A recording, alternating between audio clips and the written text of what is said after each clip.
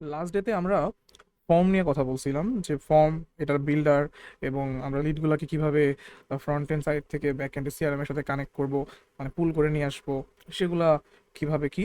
এবং ফর্মের আরেকটা রূপ হলো সার্ভে। এখন সার্ভে জিনিসটা কি, যে আপনার ধরেন বিভিন্ন কুইজ আছে, বা আপনি একটা স্কোর অ্যাপ টাইপ বা টাইপ ফর্মে যেরকম কুইজগুলো করেন, বা তাদের যে রাউটিংগুলো সেট করেন, যে এই অ্যান্সার দিলে এরকম লিডস, এই অ্যান্সার দিলে এরকম লিডস, তো সেই জিনিসগুলো আমরা সার্ভে দিয়ে করতে পারি। তো সার্ভেরও একটা নির্দিষ্ট বিল্ডার আছে। আমি যদি সার্ভের ভিতরে যাই, সেখানে আপনার ফর্ম, এই বিল্ডারটা আর ফর্মসের বিল্ডারটা হুবহুই সেম, একই কাজ করে। তো আমি যদি সার্ভের বিল্ডারে যাই, অ্যাড সার্ভে করি, এখানেও সার্ভের জন্য বিভিন্ন টেমপ্লেট আছে, অলরেডি অনেক সার্ভে বানানো যেগুলা প্রি বিল্ড, এবং এগুলো ইউজ করতে পারেন। এবং স্টার্ট ফ্রম স্ক্র্যাচ যদি করি, তাহলে এখানে desktop mode, phone version edit করার ওয়ে আছে। দুইটা একটু ডিফারেন্ট, এই জন্য দুইটা একটু কেয়ারফুল এডিট করতে হয়, মার্জিন প্যাডিংগুলো সেট আপ করা হয়। তো এখানে আপনার নেম থেকে শুরু করে যা যা লাগে, এবং এখানে কাস্টম ফিল্ডের ব্যবহারটা বেশি, কারণ আমি সার্ভেতে কাস্টম কোশ্চেন্স থাকে, তাই না। এখন আমি একটা রিয়েল লাইফ এক্সাম্পল দিই, যেমন আপনার স্কোর অ্যাপ আছে,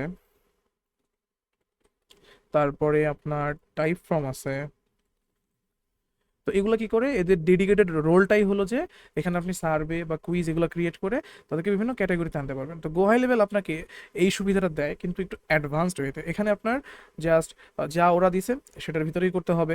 তো দেখে মনে হয় যে অ্যাডভান্স, বাট আপনি যদি ব্যাক এন্ডে চিন্তা করেন, যেমন আমি একটা রিয়েল লাইফ সিনারিও দেখাই, যে আমাদের কিন্তু টাইপ ফর্ম বা স্কোর থেকে লিড এনে ইন্টিগ্রেট করা সিআরএম সহজ, কিন্তু ধরেন আপনি একটা মেটা লিড ফর্ম চালাইছেন যেখান থেকে আপনার ক্যাটাগরি বের করতে হবে, সেক্ষেত্রে আপনি স্কোর অ্যাপে যাবেন না, টাইপ ফর্মে যাবেন না। তো আমি এখানে একটা সিস্টেম করছি, সেখানে হলো যে ডাটাটাকে পুল করে, এটা বেসিক্যালি আমি সার্ভেতে কি করা যায় সেটার একটা এক্সাম্পল দেখাচ্ছি, যে এখানে ডাটা পুল করে সেই অনুযায়ী এখানে যে কোশ্চেনগুলো আছে সেটার উপর বেস করে, যে কোশ্চেনটা যখন অ্যান্সার্ড হবে তার মানে কি ফিল্ডটা আপডেট হবে, এরপরে ফিল্ডে ডাটা কোনটা আসছে সেটার সাথে ম্যাপ করে তার নির্দিষ্ট একটা ভ্যালু অ্যাসাইন করছি।